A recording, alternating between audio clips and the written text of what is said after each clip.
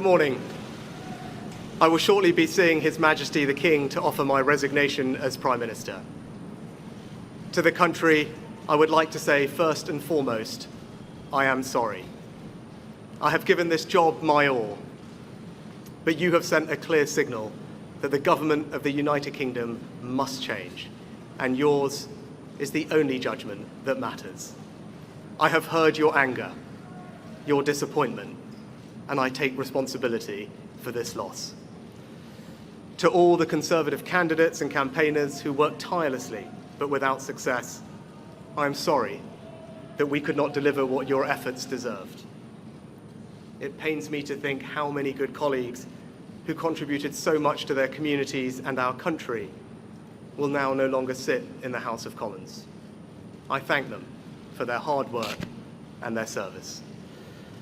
Following this result, I will step down as party leader, not immediately, but once the formal arrangements for selecting my successor are in place. It is important that after 14 years in government, the Conservative Party rebuilds, but also that it takes up its crucial role in opposition professionally and effectively. When I first stood here as your Prime Minister, I told you the most important task I had was to return stability to our economy. Inflation is back to target, mortgage rates are falling, and growth has returned. We have enhanced our standing in the world, rebuilding relations with allies, leading global efforts to support Ukraine, and becoming the home of a new generation of transformative technologies. And our United Kingdom is stronger too, with the Windsor Framework, devolution restored in Northern Ireland, and our union strengthened. I'm proud of those achievements. I believe this country is safer, stronger, and more secure than it was 20 months ago. And it is more prosperous, fairer, and resilient than it was in 2010. Whilst he has been my political opponent, Sir Keir Starmer will shortly become our Prime Minister. In this job, his successes will be all our successors, and I wish him and his family well. Whatever our disagreements in this campaign, he is a decent, public-spirited man who I respect. He and his family deserve the very best of our understanding as they make the huge transition to their new lives behind this door, and as he grapples with this most demanding of jobs in an increasingly unstable world.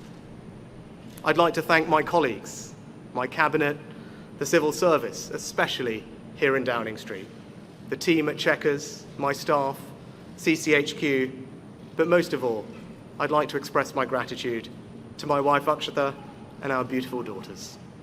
I can never thank them enough for the sacrifices they have made so that I might serve our country. One of the most remarkable things about Britain is just how unremarkable it is that 2 generations after my grandparents came here with little, I could become Prime Minister, and that I could watch my 2 young daughters light Diwali candles on the steps in Downing Street.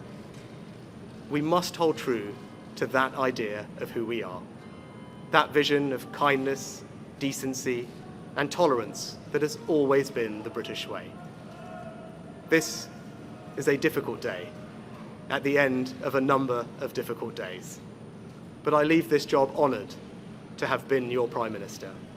This is the best country in the world, and it is thanks entirely to you, the British people, the true source of all our achievements, our strengths, and our greatness. Thank you.